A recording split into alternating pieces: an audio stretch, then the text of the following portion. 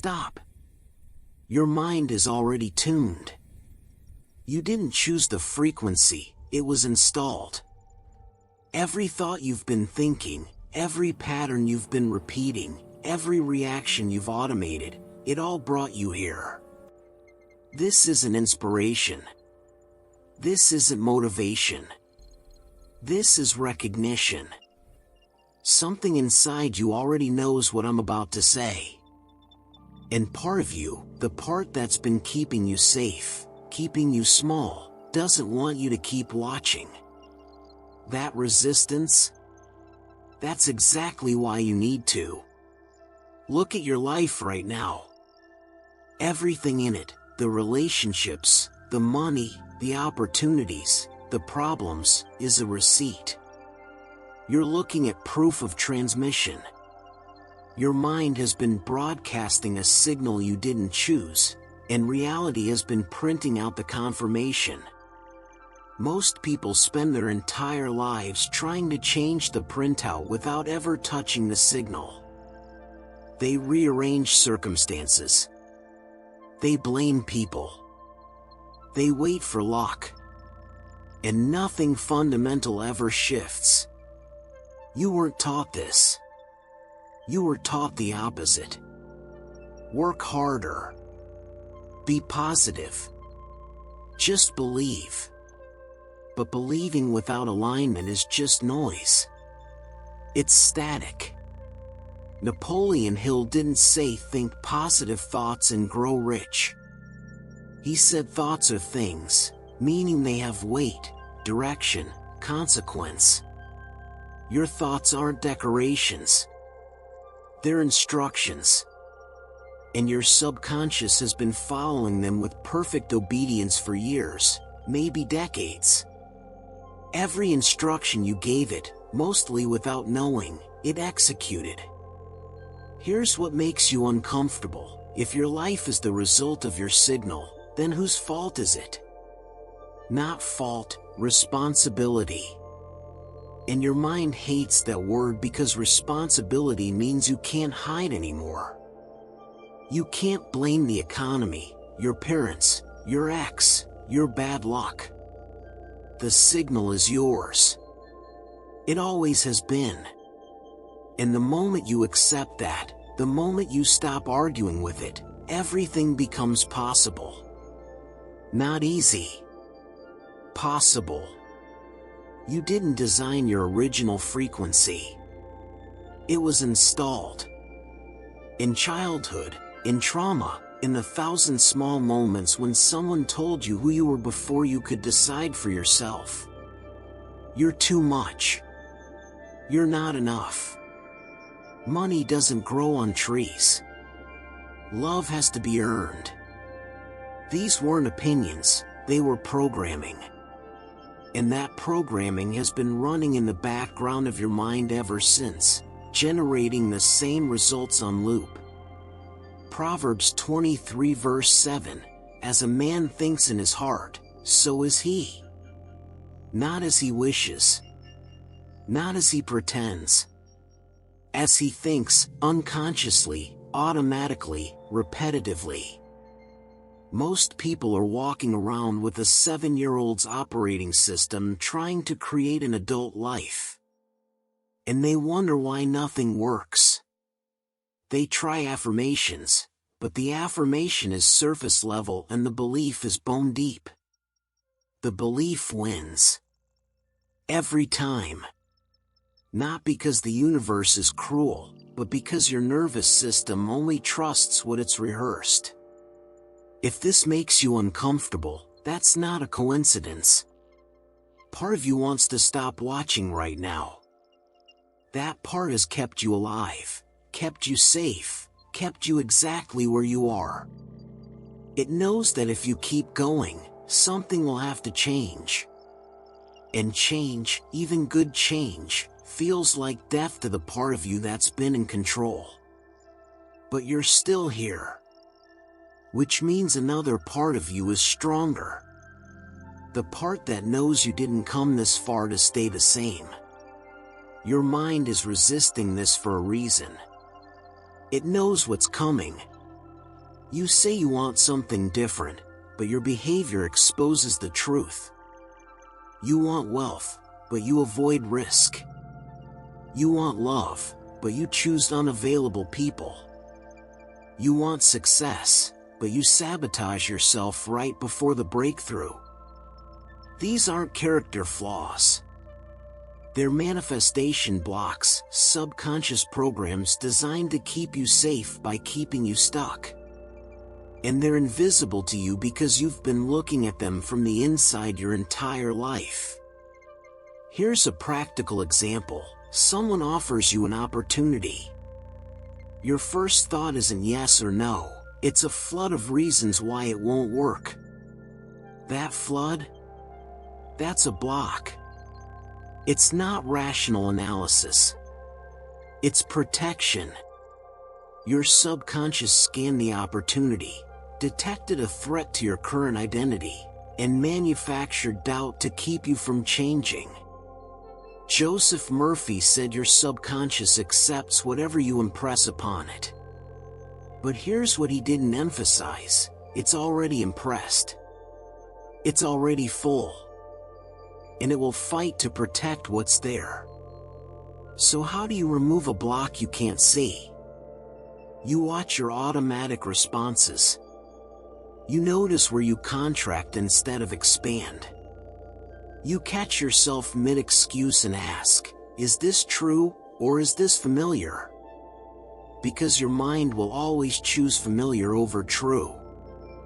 Familiar feels safe even when it's destroying you. And until you can see that pattern, actually see it operating in real time, you can't change it. Awareness doesn't guarantee change, but change is impossible without it. Your mind is tuned to a station you didn't select. And that station is playing the same song on repeat: your default thoughts, your default emotions, your default choices. Albert Einstein said, match the frequency of the reality you want and you cannot help but get it. But he left out the hardest part: your current frequency feels like you. It feels like truth. It feels like who you are. Changing it doesn't feel like growth, it feels like lying. That's the trap. People hear raise your vibration and they try to feel better without changing anything. They meditate for 10 minutes, then spend the other 23 hours and 50 minutes repeating the same mental loops. They think positive while scrolling feeds that make them anxious. They visualize abundance while choosing scarcity in every small decision. And they don't understand why nothing shifts. It's because frequency isn't a feeling you fake, it's a pattern you live. You can't lie to your nervous system. It doesn't care about your affirmations. It only responds to evidence. So if you want a different frequency, you have to give yourself evidence that it's safe to operate there. Small bets. Small risks. Small moments where you choose the new response instead of the automatic one. That's how the frequency changes, not in one dramatic shift, but in 1,000 tiny decisions that eventually rewire the system. Your choices expose the pattern. Always. They sold you alignment as a feeling. A vibe. A state of Zen where everything flows and nothing requires effort. That's not alignment, that's sedation. Real alignment feels like clarity. Sometimes it feels like discomfort. It's the moment you stop pretending to want what you think you should want and start admitting what you actually desire. It's the moment your behavior and your values finally match. And that matching creates a kind of internal silence, not peace, exactly, but coherence. Matthew 7 verse 7, ask, and it shall be given you. But notice, it doesn't say beg. It doesn't say negotiate. Ask, then receive. The gap between those two actions is alignment. Asking is intention. Receiving is trust. Most people ask with their words and block with their beliefs. They pray for change while clinging to the familiar. They want transformation but refuse to let anything die. And so they stay suspended, always asking, never receiving, wondering why God or the universe isn't listening. Here's the test. If you say you want something but you're not moving toward it, you don't actually want it. You want the idea of it. You want the comfort of wanting it. But you don't want it enough to disrupt your current reality. And that's fine, just stop lying about it. Because the lie is what drains your energy. The lie is what keeps you stuck. Alignment starts with brutal honesty. What do I actually want? And what am I actually willing to sacrifice to get it? If you feel exposed right now, you're in the right place. Keep going. 2 people lose everything on the same day. One says this always happens to me, and 6 months later, nothing's changed. The other says something better is coming, and 6 months later, they've rebuilt completely. Same event. Different pattern. Different life. Wallace Wattles said, form a clear mental picture and hold it with unwavering faith. That's not manifestation, that's pattern installation. You're coding new instructions over the old ones. Your pattern isn't your personality. It's just repetition. You've thought the same thoughts so many times they feel like truth. You've felt the same emotions so often they feel like identity. You've made the same choices so consistently they feel like fate. But they're not. They're just grooves worn deep by practice. And new grooves can be carved the same way, through repetition, through discipline, through choosing differently even when it feels impossible. You don't change your life by understanding this. You change it by interrupting yourself. Mid-thought. Mid-reaction. Mid-pattern. That interruption, that conscious pause between stimulus and response, that's where your power lives. Most people never find it because they never stop long enough to look. They stay on autopilot from birth to death, wondering why nothing ever changes. But you're different. You're here. Which means some part of you has already started interrupting the pattern. Abundance isn't about having more. It's about your nervous system feeling safe with more.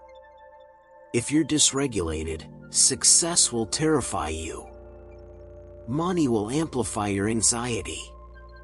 Love will trigger your abandonment wounds. You'll get exactly what you wanted and find a way to destroy it because your system doesn't recognize it as safe. This is why people self-sabotage. Not because they don't want success, because their bodies can't hold it. John 10 verse 10, I have come that they may have life, and have it abundantly. Not scarcity. Not survival. Abundance. But you can't think your way into a regulated nervous system. You have to practice it. Small moments of choosing trust over control. Small risks that prove you can handle uncertainty. Small wins that teach your body, expansion is safe. That practice, repeated daily, rewires the threat response. And when threat decreases, capacity increases. Stop chasing what you want and start becoming someone who can hold it. The universe doesn't withhold from you, you withhold from yourself by staying in a state your desires can't enter. Regulation isn't peace. It's capacity. The capacity to receive without panic. to succeed without sabotage, to love without armor. Build that first. Everything else follows. You don't get to skip the work. Creation requires daily devotion, not to the outcome, but to the process. Catching the automatic thought. Choosing the aligned action. Refusing to rehearse the old story one more time. That discipline separates people who transform from people who just consume content about transformation. Most people quit right before the breakthrough because they mistake lag time for failure. A farmer plants seeds and doesn't excavate them daily to check progress. He waters. He waits. He trusts. That's discipline. You set intention. You protect it from doubt. You take the next step without needing to see the full path. And you trust the invisible work happening beneath the surface. The people who succeed aren't smarter or luckier, they're just willing to stay with it longer than everyone else. They understand that creation is built in the mundane, not the miraculous. Your thoughts set direction. Your emotions fuel movement. Your actions build the bridge. All three must align, daily, or nothing changes. Are you willing? Because if you are, there's nothing you can't build. And if you're not, at least stop pretending you want it. You already know what you need to do. The question is whether you'll actually do it. There's a moment when the shift happens, not in your circumstances, but in your perception. You stop believing you have power and start knowing it. Not because someone told you. Because you felt it. You saw synchronicities multiply. You noticed your intuition getting louder. And the fear that once controlled you started losing its grip because you finally understood. You're not separate from the creative force. You are it, temporarily wearing a human form. Romans 12 verse 2, be transformed by the renewing of your mind. Not your circumstances first. Your mind. When your perception changes, your experience has no choice but to follow. You see solutions where you saw dead ends. You feel gratitude where you felt resentment. You move with purpose where you felt paralyzed. Awareness doesn't change what's there, it changes how you relate to it. And that changes everything. But here's the cost: you lose the comfort of victimhood. You lose the excuse. You lose the right to blame anyone or anything for where you are. That loss feels like death to the part of you hiding behind those stories. But it's not death. It's birth. You're being born into responsibility. And responsibility, despite what you've been taught, is the only real freedom you'll ever have. You've received the message. You understand the mechanism. You know what's required. Now comes the only question: what will you do? Because knowing without doing is entertainment. And you didn't attract this to be entertained. You attracted it because some part of you signaled readiness. Your higher self orchestrated this moment. Your nervous system is prepared for the next level. Don't waste it. Starting now, not tomorrow, now, become conscious of your patterns. Notice your automatic thoughts. Question your default reactions. Choose differently even when it feels like lying. Build evidence that it's safe to want what you want. Stop waiting for permission from the universe, from other people, from perfect conditions. The only permission required is yours. And it comes through action, not contemplation. You didn't find this message. It found you. That means you're not who you were 15 minutes ago. Something shifted.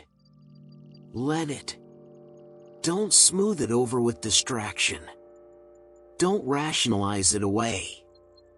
Let it disturb you enough to change you. Because you're not here to stay comfortable. You're here to create consciously and stop apologizing for wanting more. That starts with the next decision you make. If this message reached you, it's not because you're special.